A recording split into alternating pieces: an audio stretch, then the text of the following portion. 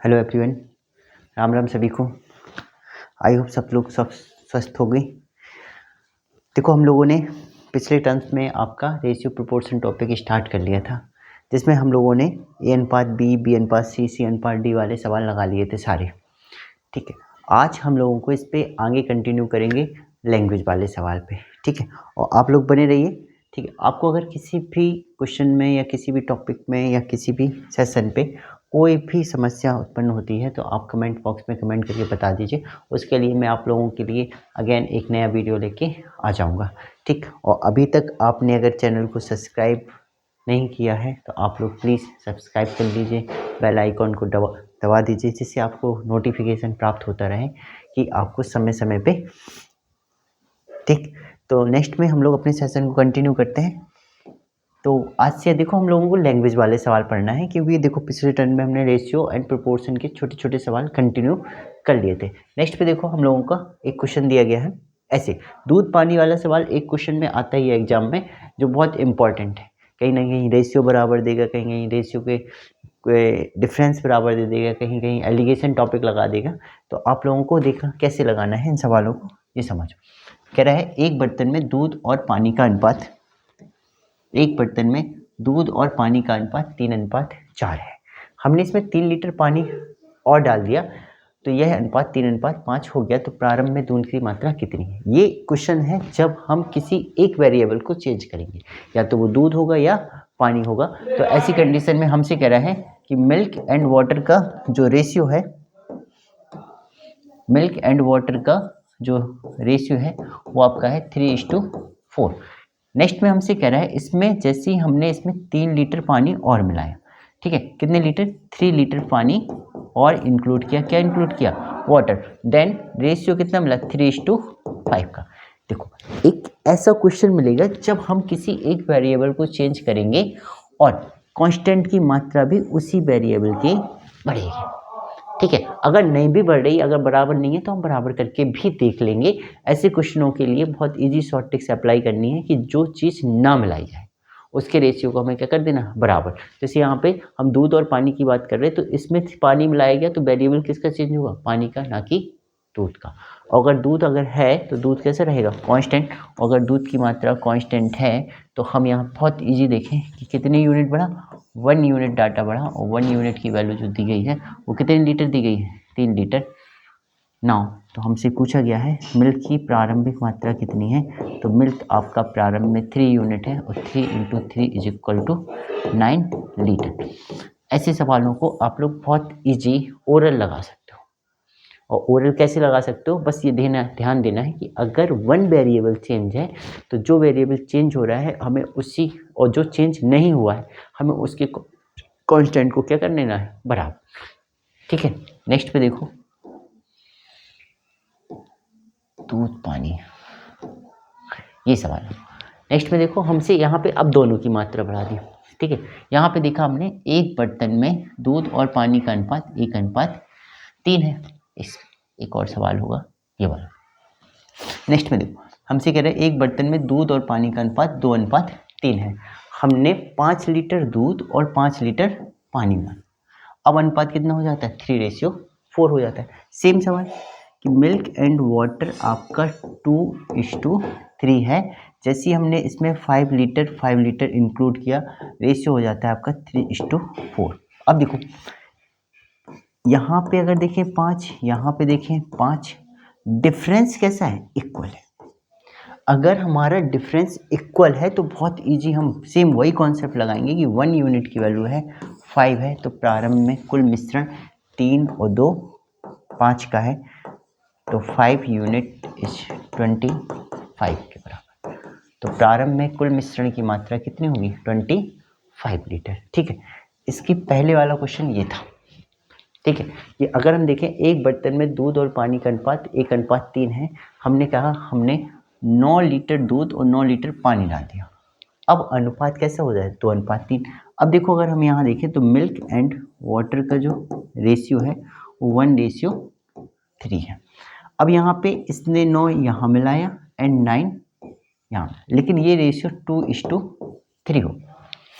अब देखो, अब अगर हम यहाँ देखें तो इधर का डिफरेंस देखो 1 है, इधर का डिफरेंस 0। क्लियर। अगर हम ऐसे में डिफरेंस देखें तो ये 1 2 है, ये कितना है 1 है, तो डिफरेंस इक्वल तो है नहीं, और जब इक्वल नहीं है तो आप लोग ज़्यादा टेंशन मत पालो, बहुत इजी बेसिक कॉन्सेप्ट पे आ जाओ। बहुत इजी हम मानेंगे कि मिल्क की मात्रा हो गई हमारी x और वाटर हमारा हो गया 3x। नाउ हमने 9 लीटर इसमें मिल्क मिलाया, 9 लीटर वाटर मिलाया, रेशियो हो जाता है हमारा 2:3। Cross multiple 3x plus 27 is equal to 6x plus 18। Now 3x is equal to 9, x is equal to 3। Now हमसे पूछा गया है प्रारंभ में कुल मिश्रण कितना था, तो प्रारंभ में कुछ मिश्रण कितना था, 3 और 1 4, तो 4x is equal to 4, 3 is equal to 12 litre. Clear ना। तो जब हमें कांस्टेंट मतलब क्या है, डिफरेंस इक्वल ना हुआ करे किसका, यूनिट का, then we use basic concept बहुत x एंड 3x, बहुत इजी, बहुत जल्दी सॉल्व हो जाता है और गलत होने के चांस 0%। नेक्स्ट पे देखो, सेम उसी कॉन्सेप्ट पे सवाल है, हमसे किसी एक को बढ़ा रहा है। नेक्स्ट पे देखो, हमसे कह रहा है एक बर्तन में दूध और पानी का अनुपात 2:5 है। हमने 14 लीटर पानी और डाल दिया, अनुपात हो जाता है 1:3। ठीक है। अब देखो अगेन ये फिर से कि हमें केवल एक की मात्रा चेंज हो रही है, वो भी किसकी, पानी की। तो पहले था वाटर, मिल्क एंड वाटर का जो रेशियो था वो था 2:5। अब हमसे कह रहा है कि अब जो अनुपात हो गया, ये अनुपात हो गया 1:3। कब, जब हमने इसमें 14 लीटर पानी मिलाया। तो मैंने अभी आपको बताया कि जिसकी मात्रा चेंज हुआ करे, हमें उसके अनुपात से नहीं, जिसकी मात्रा चेंज ना हुआ करे उसके वेरिएबल को बराबर करने का प्रयास करना है। तो अगर हम यहाँ देखें तो ये 2 यूनिट है और यहाँ पे ये 1 यूनिट है, और अगर हम इन दोनों को बराबर करें मल्टीप्लाई बाई 2 तो रेशियो हमें मिलेगा 2:5 एंड 2:6। क्लियर ना। अब यहाँ पे अगर हम देखें तो ये मात्रा हमारी कैसी हो गई, ये मात्रा हमारी बराबर हो गई, और ये मात्रा बराबर हो गई तो कितना बढ़ा, 1 यूनिट। और 1 यूनिट कब बढ़ा, जब हमने इसमें 14 लीटर यानी कि 14 लीटर क्या इंक्लूड किया, पानी। तो 1 यूनिट की वैल्यू कितनी है, 14 यूनिट। अब हमसे कह रहा है प्रारंभ में दूध की मात्रा कितनी है, तो दूध देखो कितने लीटर है, 2 यूनिट, तो 2 × 14 इज इक्वल टू 28 लीटर। तो हम कहेंगे प्रारंभ में जो दूध की मात्रा है वो कितनी हो जाएगी, आपकी 28 लीटर। क्लियर। नेक्स्ट में देखो, नेक्स्ट सवाल, ये बहुत इंपॉर्टेंट सवाल है इस एग्जामों के लिए, जैसे आने वाले एग्जाम है, SSC CGL का है, ठीक है, आपका UPSI का एग्जाम है, इन एग्जामों के लिए ये क्वेश्चन बहुत इंपॉर्टेंट है। मैंने इसमें 2 क्वेश्चन डाल के रखे हैं जो आप लोगों को कॉन्सेप्ट, और इसके लिए आपको सिर्फ फिगर बनाने की ज़रूरत है, बहुत बेसिकली तुरंत आंसर मिलेगा, ज़्यादा परेशान नहीं होना। देखो हमसे कह रहे हैं किसी परीक्षा में उत्तीर्ण होने वाले परीक्षार्थियों की संख्या और अनुत्तीर्ण होने वाले परीक्षार्थियों की संख्या का अनुपात के 4 गुनी है। ठीक है। तो जो पास होने वाले हैं और फेल होने वाले हैं, पास होने वाले और फेल होने वालों की संख्या का जो अनुपात है, हमसे कह रहा है पास होने वालों की संख्या फेल होने वालों की संख्या से कितनी है, 4 गुनी है। तो अगर हम यहाँ देखें तो रेशियो मिला हमें 4:1 का। ठीक है। नेक्स्ट में हमसे कह रहा है यदि परीक्षार्थियों की संख्या 35 कम होती और अनुत्तीर्ण होने वालों की संख्या 9 अधिक होती तो अनुपात कितना हो जाता है, यही अनुपात 2:1 हो जाता है। अब इसे समझो, अब अगर हम मान लें कि ये 4x है और ये x है, 1x या x है। अब हमसे कह रहा है यदि परीक्षार्थियों की संख्या पहले से 35 कम होती और अनुत्तीर्ण वालों की संख्या कितनी अधिक होती, 9। अब सीधी सी बात है, अगर फेल होने वाले 9 बढ़ गए तो जो ये 35 की कमी आई वो कहाँ से आएगी, कहाँ से आएगी। अगर हमने कहा फेल होने वालों की संख्या ऑलरेडी क्या हो रही है, बढ़ रही है, और जो 35 ये विद्यार्थी कम हो रहे हैं तो ये कहाँ से कम होंगे, ये कम होंगे आपके कहाँ से, पास होने वाले। अब देखो यहाँ पे भी ये बात समझनी पड़ेगी, अगर कोई व्यक्ति, क्योंकि संख्या तो वही है, अगर हमने कहा अनुत्तीर्ण होने वालों की संख्या क्या हो गई, 9 अधिक हो गई है, अगर ये 9 अधिक होंगे, अगर ये 9 अधिक फेल होंगे तो ये फेल कौन से व्यक्ति होंगे, जो पहले पास हो रहे होंगे, तो पास होने की संख्या में कमी आएगी और फेल होने की संख्या में क्या होगी, वृद्धि होगी। और हमसे कह रहा है ये विद्यार्थी अगर 35 कम होते, तो कमी भी कहाँ से आएगी, कमी भी वहीं से आएगी जहाँ कमी हो रही हो, मतलब पास होने में। ये कॉन्सेप्ट समझ लो कि क्योंकि देखो जो बढ़ेगा उसकी संख्या में कभी कमी नहीं आनी, कमी उसी की संख्या में आएगी जो कम हो रहा होगा। बात समझ में आई। अब कह रहा है कि अब जो ये रेशियो हो जाता है ये हो जाता है 2:1 का। अब कर लो कैंची गुणा, बहुत आसान सा। 4x माइनस ये टोटल हो जाएगा 44 बराबर 2x प्लस 18, तो हमें मिलेगा 2x equal to 62, x is equal to 50, sorry x is equal to 31। Now हमसे पूछा गया है कुल परीक्षार्थियों की संख्या कितनी है। कुल परीक्षार्थी आपके पास plus fail is equal to 4x plus x is equal to 5x और 5 इंटू 31 बराबर 155। तो कुल विद्यार्थियों की संख्या कितनी होगी, 155। मोस्ट इंपॉर्टेंट सवाल है, हमें बस कॉन्सेप्ट, क्योंकि ये देखो लैंग्वेज वाले सवाल होते हैं, अगर आपने लैंग्वेज पे बिल्कुल भी ध्यान नहीं दिया सवाल नहीं कर पाओगे, ठीक है। क्योंकि यहाँ पे कोई भी शॉर्ट ट्रिक्स अलाउ नहीं कर पाओगे आप लोग, सिर्फ क्या है आप लोगों का कॉन्सेप्ट, और कॉन्सेप्ट प्लस लैंग्वेज, ये लैंग्वेज जैसा कह रहा है वैसा करेंगे हम लोग। नेक्स्ट में देखो एक और सवाल होगा इसी प्रकार का, कहाँ गया, चलो कोई नहीं, जब आएगा तब बनाएंगे।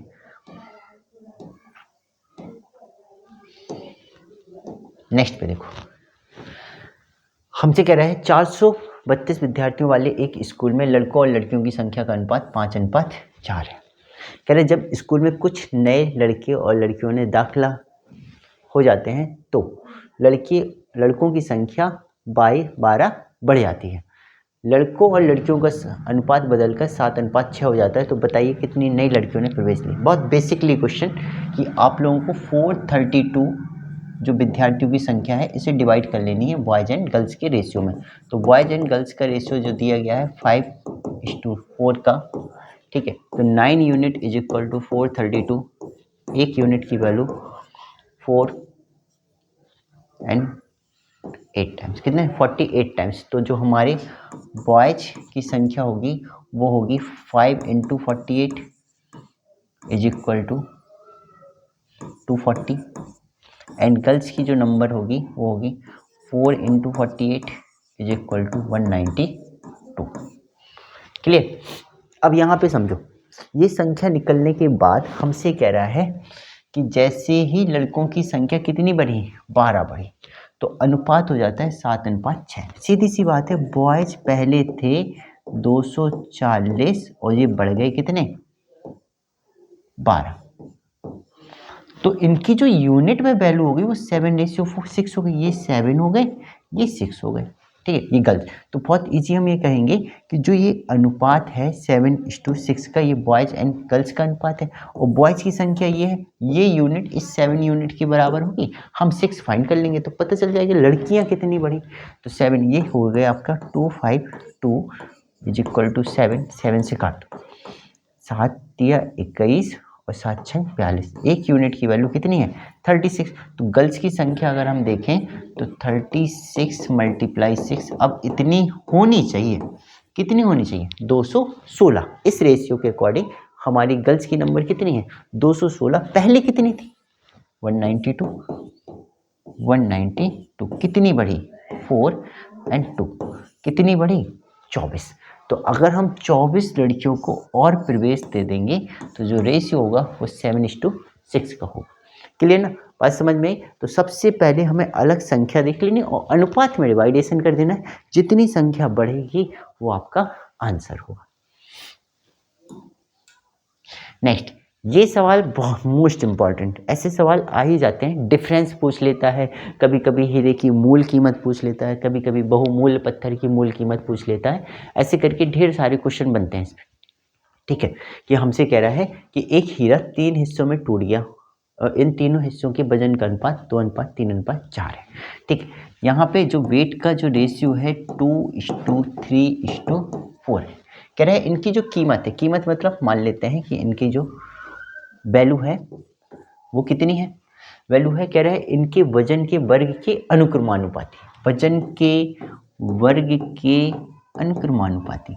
इसका मतलब जो 2 यूनिट का हीरा होगा वो 4 यूनिट में मिलेगा, जो 3 यूनिट का हीरा होगा वो 9 यूनिट में मिलेगा, जो 4 यूनिट का हीरा होगा वो 16 यूनिट में मिलेगा। ये कब है? जब हीरा टूट गया।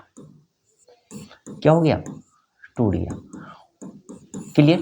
और जब टूटा नहीं होगा, मान लो बिना टूटे हुए हीरे की बात करें, तो अगर हम कहें टोटल वजन इस बिना टूटे हीरे की ये होगा और ये होगा, तो इसकी जो कीमत होगी, वैल्यू होगी, वो इस 9 स्क्वायर के बराबर हो, 81 के। क्लियर ना? अब देखो कह रहा है ये हीरा टूटने पर कितने का नुकसान होता है? 52,000 रुपये का नुकसान होता है। तो मूल कीमत ज्ञात करनी। तो अगर हम देखें तो जो टूटा हुआ हीरा है वो 4, 9 और 16 यूनिट में गया। कितना हो गया? ये 29 यूनिट में गया। और जब टूटा हीरा नहीं था तो कितने यूनिट में गया था? 81। नुकसान कितने का हुआ? नुकसान हुआ हमारा 81 माइनस 29 के, जो बराबर है 2 और 5, 52 यूनिट। और 52 यूनिट बराबर है 52,000 के। 1 यूनिट की वैल्यू 1000 है, देन मूल कीमत 81,000। क्लियर ना? तो ऐसे सवालों को आप लोग बहुत इजी समझ के लगा सकते हो। नेक्स्ट पे देखो, इसी का दूसरा पैटर्न है कि अगर मान लो सपोज वो अनुमान लगाता है ऐसे टूटा होता, नहीं ऐसे टूटा होता, दिन सवाल कैसे होता? हमसे कह रहा है एक प्लाईवुड की कीमत उसके वजन के वर्ग के अनुक्रमानुपाती है। प्लाईवुड 3 भागों में टूट जाता है, 9, 2 और 1। तो इसकी जो कीमत होगी 81, क्योंकि 9 का स्क्वायर। इसकी जो कीमत होगी 2 का स्क्वायर 4, इसकी जो कीमत होगी 1 का स्क्वायर 1। कह रहा है यदि प्लाईवुड इस रेशियो में टूटता है, किस रेशियो में? 7:3 के रेशियो में, तो एडिशन इक्वल है। ठीक, ये पहली की कंडीशन है और ये सेकेंड कंडीशन है। कह रहा है 7, 3 और 2 के रेशियो में। क्लियर? और 7, 3 और 2 के रेशियो में होता तो ये हीरा जो मिलता है वो 7 स्क्वायर, ये 3 स्क्वायर एंड ये 2 स्क्वायर। तो ये 49, ये 9 यूनिट, 49, ये 9 यूनिट एंड ये 4 यूनिट। टोटल कितना हो गया? 58, 64, 62 के, सॉरी, ये कितने के हो गया? ये हो गया आपका 85 एंड 86 के। तो मतलब टूटने पर भी कंडीशन हो गई कि अगर ऐसे टूटा होता तो 86 यूनिट का जाता और ऐसे टूटा होता तो 62 यूनिट का जाता। तो भाई पहले से कितना नुकसान और हो गया है? ये हो गया 4 और 2 24। कितने यूनिट का नुकसान हो गया है? 24 यूनिट का नुकसान। और 24 यूनिट हमसे कह रहा है जब इस अनुपात में डिवाइड होता है तो 448 रुपये की अतिरिक्त हानि होती है। मतलब पहले तो हानि हो ही रही थी, लेकिन ऐसी कंडीशन हुई कि जिससे ये और अधिक हानि हो गई, वो भी 24 यूनिट की। 24 यूनिट आपका है 448 के। तो 1 यूनिट देख लो कितने के बराबर होगा। 24 ही आया था, देखो काटो, ये 8 से काट दें, 8 से काट देते हैं, 3 टाइम्स एंड 5 एंड 6 टाइम्स, कितना बचा? 4, 6,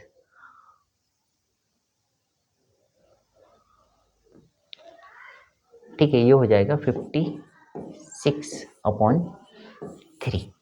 अब इसकी क्या पूछता है? वास्तविक कीमत। तो वास्तविक कीमत ये है कि जब प्लाईवुड नहीं टूटा था तो इसका जो टोटल वजन था वो 12 यूनिट, और 12 यूनिट इज इक्वल टू कीमत हो गई 144 की। तो कुल कीमत हो गई टोटल मूल 144 मल्टीप्लाई 56/3। इसे भाग दे दो, 48 टाइम्स मल्टीपल कर दो, तो 8×48 आपका यह 2688। तो प्लाईवुड की वास्तविक कीमत हो जाएगी 2688। आप लोगों को कुछ नहीं, 1 यूनिट का डाटा निकाल के जैसे सवाल पूछे वैसे निकाल दो। मूल कीमत पूछे, मूल कीमत निकाल दो। अलग अलग प्लाईवुड की कीमत पूछे, अलग अलग प्लाईवुड की कीमत निकाल दो। पहले वाला नुकसान पूछे, पहले वाला नुकसान निकाल दो। दूसरे वाला नुकसान पूछे, दूसरे वाला नुकसान। कुछ भी सवाल कहे आप लोग इसी 1 यूनिट फाइंड करके निकाल सकते। नेक्स्ट, मोस्ट इंपॉर्टेंट क्वेश्चन हमसे कह रहा है ए बी सी तीन आदमी अपनी आय का 75%, 70% और 80% खर्च करते हैं। इनकी बचत का अनुपात 20:9:8 है। इनकी आय का योगफल 45,000 है। तो इनकी अलग अलग आय ज्ञात कीजिए। ठीक है, अब देखो इस सवाल को तुम लोगों को बेसिक बिल्कुल नहीं टच करना, आप लोगों को बस आय एक्सपेंड का रिलेशन पता होना चाहिए कि सीधा सा सिंपल है कि इनकम जो होती है वो हमारी एक्सपेंड प्लस सेविंग्स के बराबर होती है। क्लियर ना, कि जो इनकम है वो एक्सपेंड प्लस सेविंग के बराबर है। चूंकि हमें अनुपात किसका दे रहा है, सेविंग्स का। एक्सपेंड दे रहा है परसेंटेज में, सेविंग्स दे रही है अनुपात में, और इनकम दे रहा है आपका टोटल योगफल में। तो कहीं ना कहीं से आपको अगर इनकम का रेशियो मिल जाए तो डिवाइडेशन लगा देंगे। ठीक है, अब इनकम का रेशियो कैसे फाइंड करोगे उसके लिए समझो।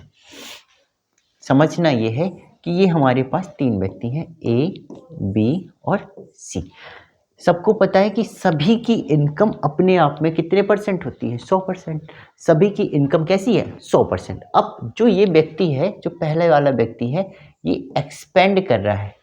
कितना एक्सपेंड कर रहा है, ये एक्सपेंड कर रहा है 75%, ये एक्सपेंड कर रहा है 70% और ये एक्सपेंड कर रहा है 80%।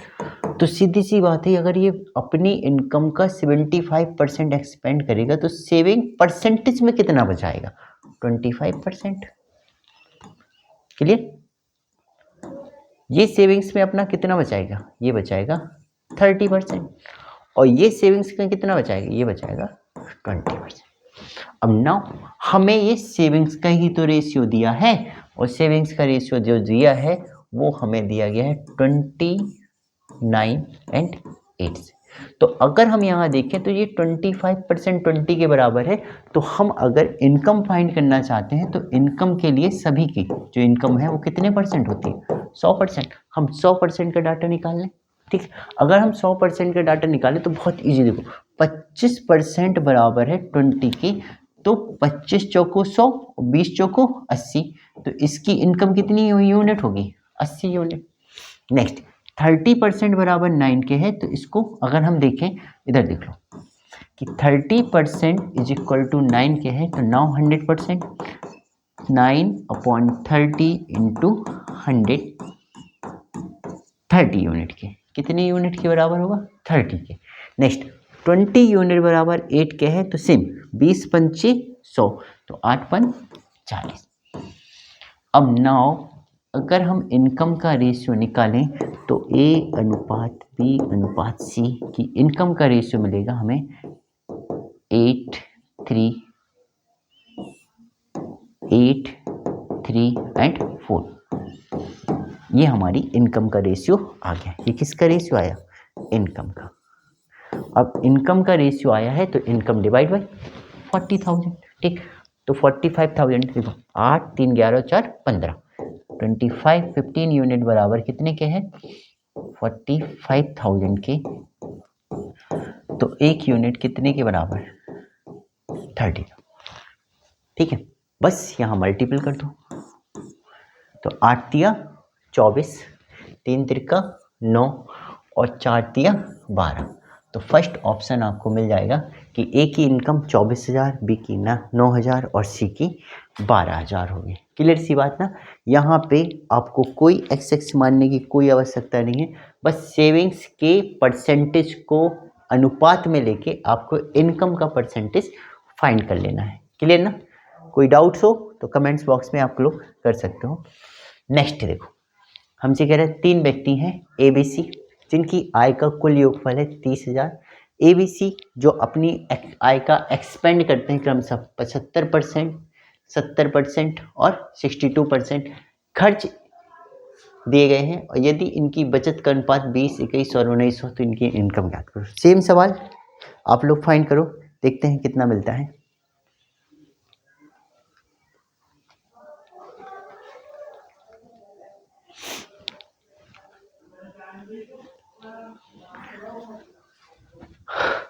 ठीक है, चलो सेम वैसे ही लगाओ कि हमारा जो एक्सपेंड है, एक्सपेंड दिया है 75%, 70% एंड 62%।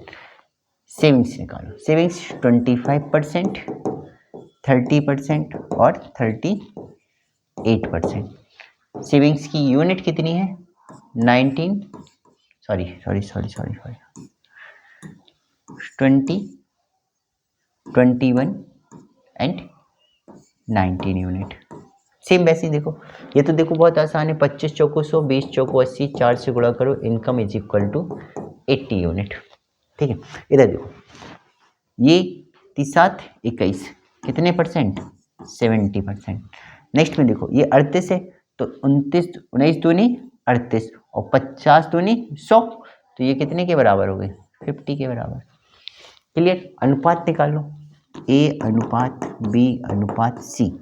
अगर हम ए अनुपात बी अनुपात सी पे काम करें तो हमें मिलेगा 8:7:5।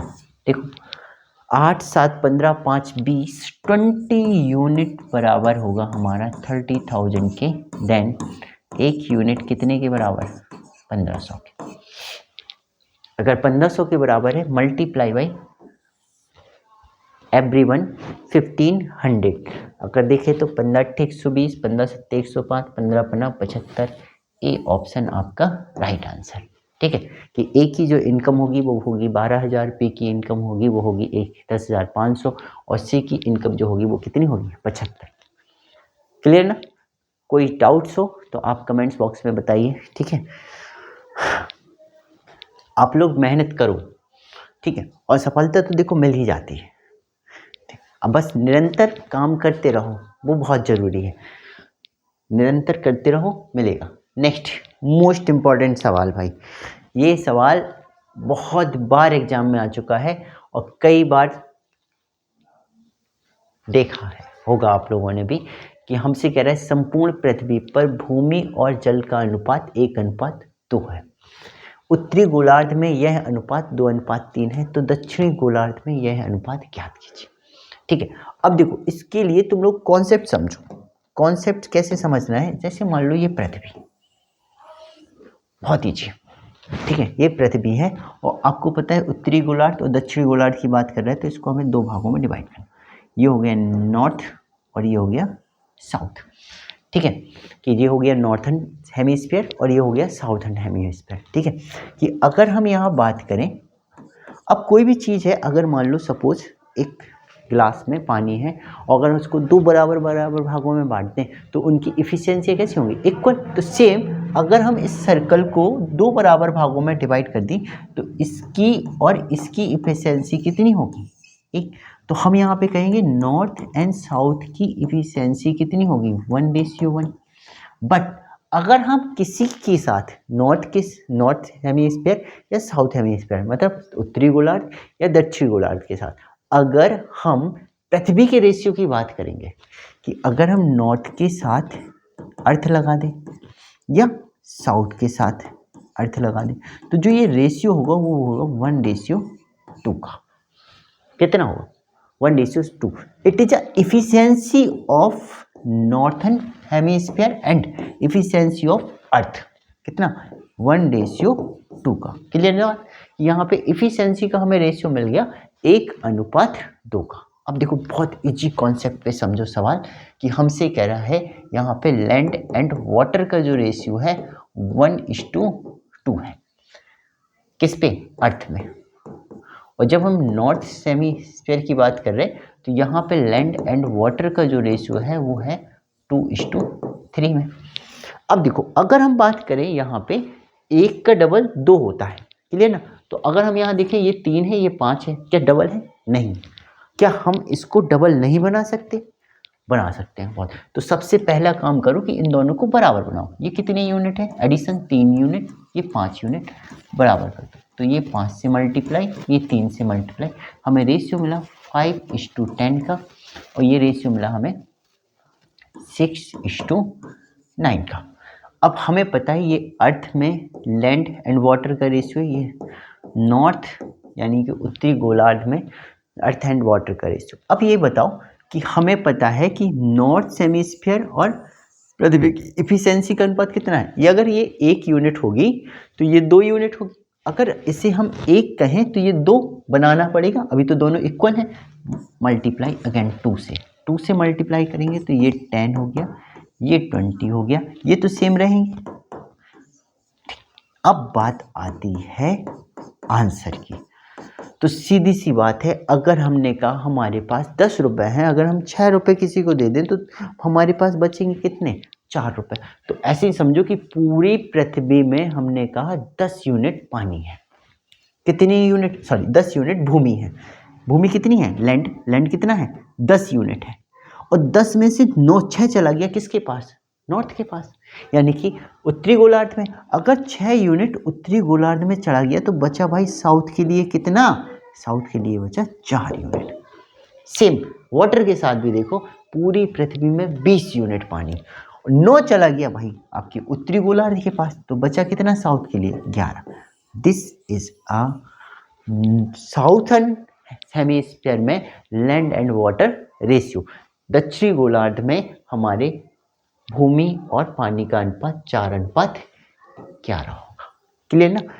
बहुत इजी कॉन्सेप्ट से समझो कि इफिशियंसी का कॉन्सेप्ट समझना है कि अगर हम पृथ्वी को 2 हिस्सों में डिवाइड करेंगे तो ऊपर और नीचे के हिस्से का अनुपात 1:1 होगा, लेकिन अगर हम किसी एक के साथ पृथ्वी के रेशियो की बात करेंगे तो 1:2 का रेशियो लेके चलेगी।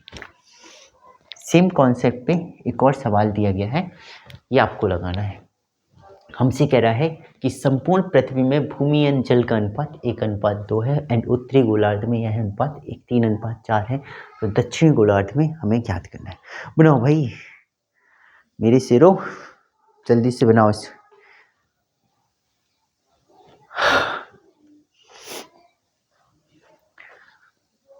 जितनी प्रैक्टिस करोगे मैथ उतनी आसान लगेगी आप लोगों को। प्रैक्टिस करते जाओ, आसान लगता रहेगा। कभी भी फ्री माइंड में बैठा करो, फ्री टाइम पे बैठा करो, ऐसे टॉपिक पकड़ लिया करो जिन्हें बहुत आसान लगते हैं तुम लोगों को। प्रैक्टिस बढ़ेगी, कैलकुलेशन बढ़ेगा। जितना कैलकुलेशन करोगे एग्जाम में टाइम कम लगना स्टार्ट हो जाएगा। पता चला कि जिस क्वेश्चनों को तुम लोग पहली बार में 50 सेकंड में सॉल्व कर रहे थे वो 40 में आएंगे, 40 के बाद 30 में आएंगे। कभी कभी तो ऐसे सवाल मिलेंगे जो तुम लोगों ने 20 बार लगाए होंगे और देखते ही आंसर मार दोगे। जैसे इस सवाल का आंसर याद करो कि संपूर्ण पृथ्वी वाला क्वेश्चन जब भी आए आंसर तुम्हें 4:11 लगाना है। ठीक है, नेक्स्ट पे देखो, ये हमसे कह रहा है संपूर्ण पृथ्वी में भूमि एंड पानी का अनुपात 1:2 है। Land and water ratio is 1:2 and ये अर्थ है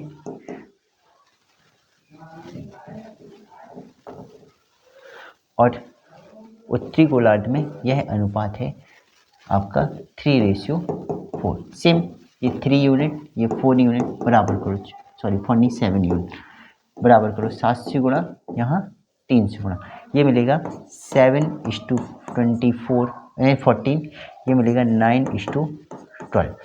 नाउ पृथ्वी को दुगना करना है, दुगना कर दो, 2 से गुणा कर दो भाई, तो ये हो जाएगा आपका 14 एंड 28, ये हो गया आपका 9 एंड 12। बहुत इजी, सब्सट्रैक्ट कर दो। 14 में से 9 गए 5 और 28 में से 12 गए 16। दिस इज दक्षिणी गोलार्ध में land and water ratio. Clear सी बात ना? ये हमारे हो गए दक्षिणी गोलार्ध में भूमि और पानी का अनुपात। नेक्स्ट टाइप पे चलते हैं। नेक्स्ट टाइप ये तनख्वाह वाला सवाल भाई बहुत आता है। ठीक है, इसे देखो, हमसे कह रहा है एक कारखाने में मजदूरों की संख्या का अनुपात है 9:8। मैं कम कर दी, सॉरी, यहाँ पे क्या है, कारखाने में जो काम करने वाले मजदूर हैं, पहले अगर 9 काम कर रहे होते तो वो कितने कम कर रहे? 8।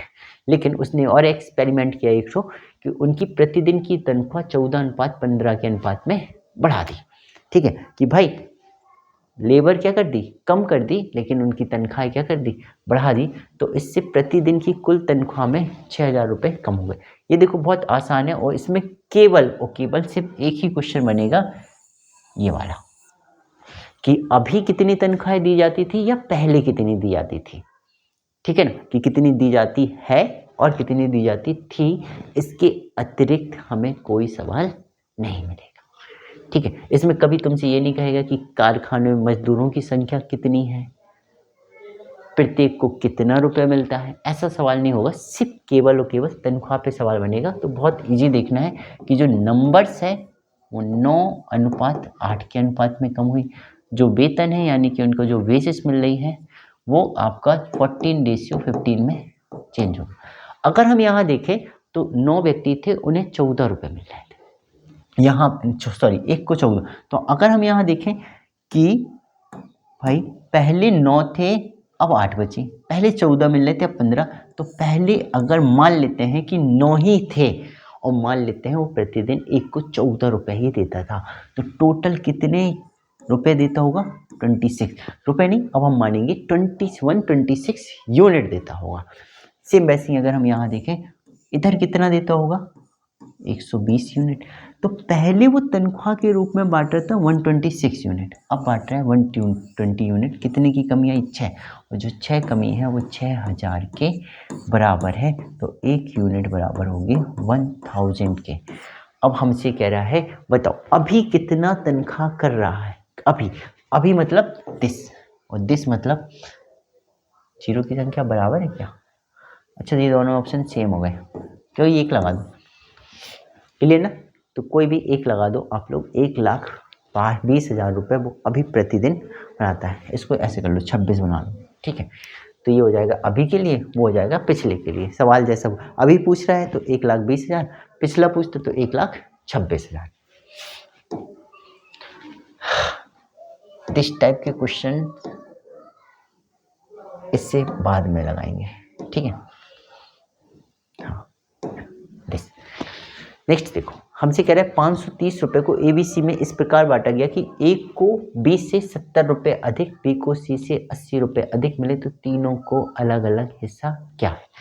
ऐसे सवालों के लिए तुम लोगों को बिल्कुल बेसिक कॉन्सेप्ट पे बहुत इजी निकाल लेना है, ए बी और सी। रेशियो में मतलब सॉरी लाइन मेथड का यूज करेंगे हम लोग, कि जैसे पहले सवाल को कह रहा है वैसे लैंग्वेज का यूज करो कि ए को 20 से 70 रुपये अधिक और बी को सी से 80 रुपये अधिक।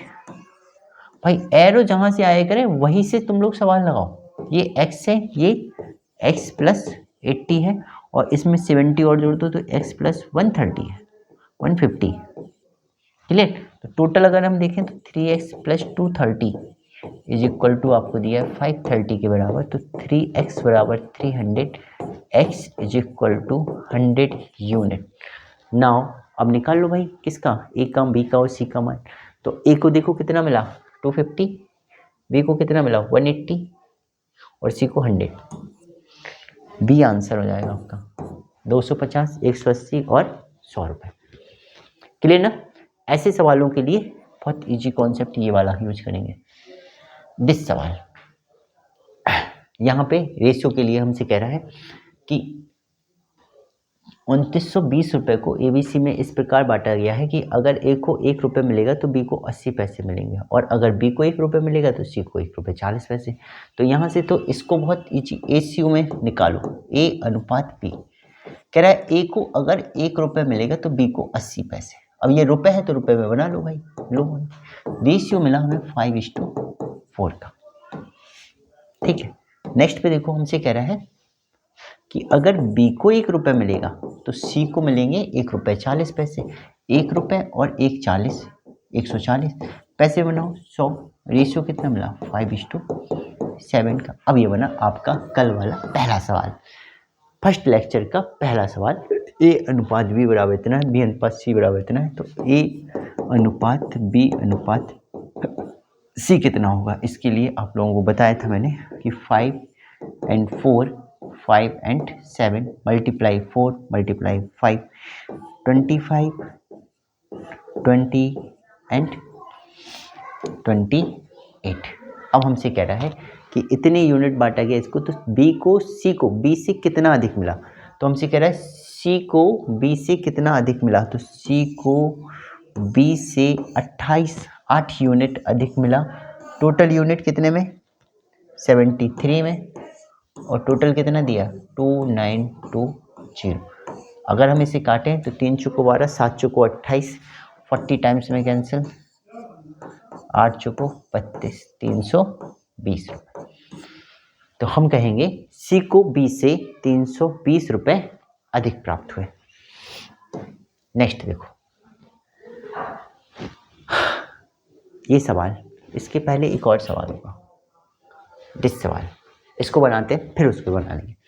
नेक्स्ट में हमसे कह रहा है 9900 रुपये को, मतलब 9900 रुपये को हमें 3 व्यक्ति ए बी सी में डिवाइड किया, ए बी और सी में डिवाइड किया। कंडीशन हमसे कह रहा है कि बी को ए और सी का मिलाकर 2:3 में मिला। तो मतलब क्या है कि बी को ए प्लस सी को मिलाकर 2/3 भाग मिले। तो अगर हमें यहाँ से देखें तो बी अनुपात ए प्लस सी बराबर 2:3 होगा। नेक्स्ट हमसे क्या कह रहे हैं, कह रहे हैं सी को ए प्लस बी का 3/8 मिला। तो अगर हम यहाँ से देखें तो सी अनुपात ए प्लस बी बराबर हमें मिलेगा 3:8। अब हमारा ये सवाल बना 1 ये और 1 ये। अब इसमें हम लोग फिर से प्रीवियस टॉपिक पे बात करेंगे जो मैंने आपको दिखा था। एक सवाल मैंने इसी पैटर्न पे कराया था आपको कि बी अनुपात ए प्लस सी बराबर 2:3 है, सी अनुपात ए प्लस बी बराबर 3:8 है। Now find the value of A अनुपात बी प्लस सी, ऐसा सवाल किया था। सेम उसी पैटर्न पे हम देखें, क्योंकि यहाँ पे ये रुपए अभी भी तीनों पे बट रहे और अभी भी तीनों पे बट रहे, यानी कि तीनों का एडिशन इक्वल होना चाहिए। लेकिन यहाँ पे ये कितना है 2 और 3, 5 का यूनिट इक्वल है। और यहाँ पे ये कितना है 3 और 8 कितना है, हाँ 3 और 8 मतलब 11 का रेशियो है। तो हमें पता है ये एडिशन कितना है टोटल 5 और ये टोटल कितना है 11। और ऐसी कंडीशन में हमें पता है कि योगफल समान होने चाहिए। क्यों? क्योंकि यहाँ पे भी ए प्लस बी प्लस सी है, यहाँ पे भी ए प्लस बी प्लस सी है।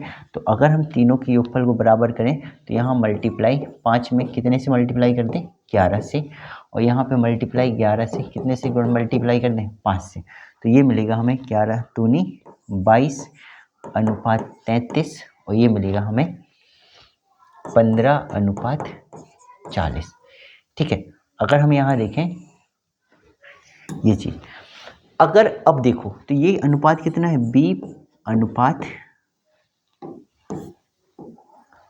अनुपात ए प्लस सी का, और ये अनुपात है सी अनुपात ए प्लस बी का। तो सेम वही चीज़ समझो, ये बी की वैल्यू ये सी की वैल्यू ए की वैल्यू मिल जाएगी। तो ए अनुपात बी अनुपात सी, बताओ भाई बी कितना है 22, सी कितना है 15। तो अगर हम सीधी सी बात है सी की वैल्यू अगर हम यहाँ रख दें तो सी कितना है ए प्लस सी बराबर 33 है, सी कितना है 15 है। तो 33 में से 15 के कितना बचेगा 18 यूनिट। ये आ गया भाई आपका ए अनुपात बी अनुपात सी। अगर हमारा ए अनुपात बी अनुपात सी मिल गया है तो हम तीनों की वैल्यू नहीं फाइंड कर सकते? कर सकते हैं। हमसे कह रहा है ए प्लस बी प्लस सी टोटल कितने के बराबर दे रहा था 99,000। तो देखो ये कितना हो गया 40 15 55, इधर देखो 55 यूनिट हमारी बराबर है 99,100 की। तो एक यूनिट बराबर क्या काट दो 11 25 55, 11 9 99, 5 से काट दो 180 टाइम्स, 180 टाइम्स। अब यहाँ पे वैल्यू निकालो तो 18 × 18 324, मतलब 18 × 18 324। सॉरी ए अनुपात बी अनुपात सी निकालना था ना। तो हमने क्या निकाला बी की वैल्यू, सी की वैल्यू, ए की वैल्यू 18 324 होनी चाहिए थी।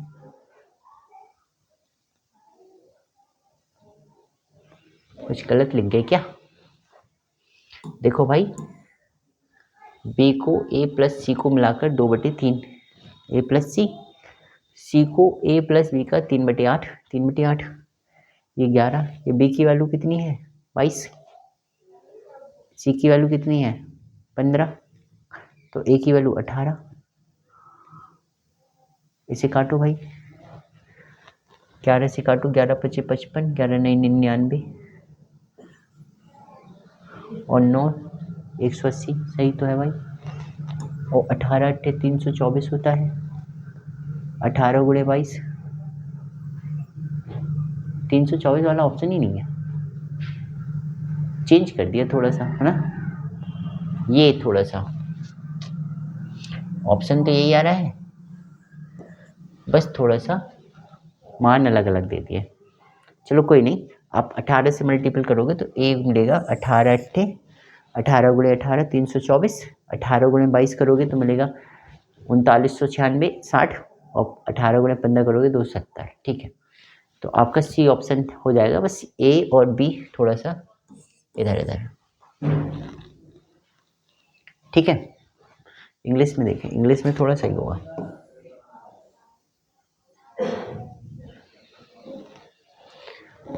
And C gets A plus B, ठीक है, ऑप्शन ही डिफरेंट। चलो कोई नहीं, नेक्स्ट देखो।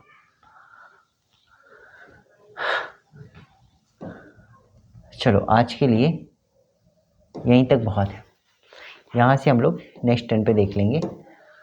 तो नेक्स्ट टर्न पे इसे फिनिश करने की कोशिश करेंगे, और मैं आपके लिए और प्रीवियस ईयर क्वेश्चन लेके आऊँगा जो आप लोगों के लिए हेल्पफुल होंगे कि अपने आने वाले एग्ज़ाम में।